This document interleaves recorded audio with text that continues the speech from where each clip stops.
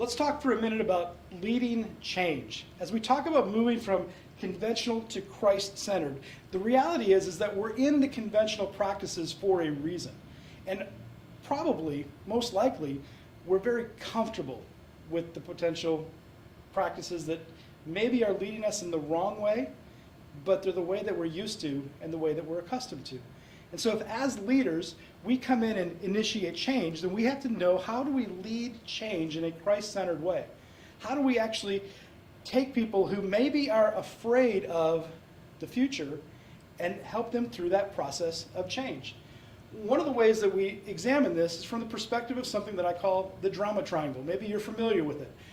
Christ-centered leaders stay out of the drama triangle. So let's talk about what the drama triangle is. Think of the last movie that you saw, or the last really good book that you saw. In every good drama, there's three main characters.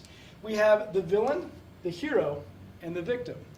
And what brings life to the story is the relationship between those three. In other words, the villain is attacking the victim. The hero is trying to save the victim, and the hero and the villain are in conflict with one another. That's what makes a good story. But every once in a while, there's that amazing story. There's that story where you're like, oh my goodness, I did not see that coming. There's that plot twist, that moment when all of the roles switch. And you wonder for a moment, who is who? Like, all of a sudden, the victim picks up a weapon and goes after the villain. Or the villain actually saves the hero. And there's that moment where you're not really sure who is who. That's the difference between a good drama and a great drama. So, for example, in Star Wars, there's that moment where the man with the black mask, who's obviously the villain, says those words, "Luke, I am your father." Or in Beauty and the Beast, you've got the Beast who seems like he's the villain, but in the end, he might actually just be the victim. Or Belle, who obviously is the victim, of course, but in reality, maybe she's the hero.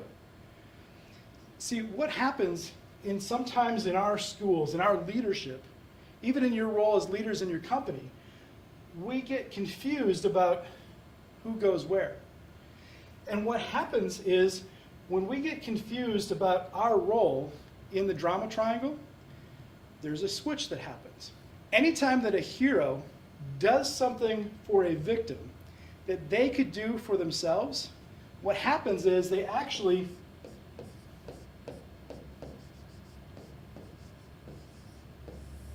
victimize them. See, what happens is the hero thinks, I'm going to help the victim, but instead of equipping them,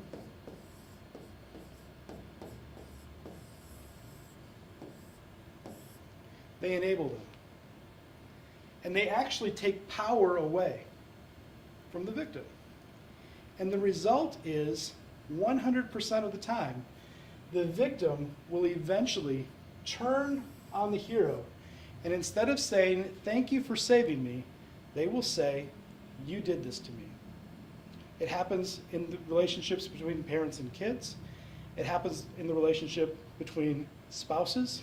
It happens in the relationship between board members and the faculty and staff and the leaders they serve.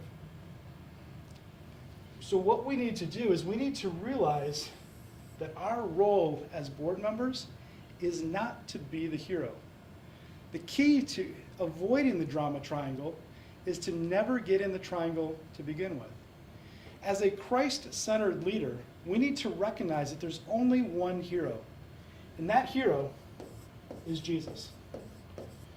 See, if you and I try to be the hero when that's not our role, inevitably we will fail.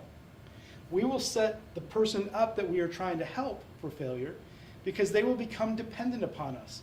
We will have actually, instead of equipping them, we will have enabled them. And once we say to them, you know what, this time I cannot help you, this time you're on your own, or even with our best of intentions, we fall short of what we've promised, inevitably what happens is we have fruit basket upset, and the victim will turn on the hero and say, you are now my villain.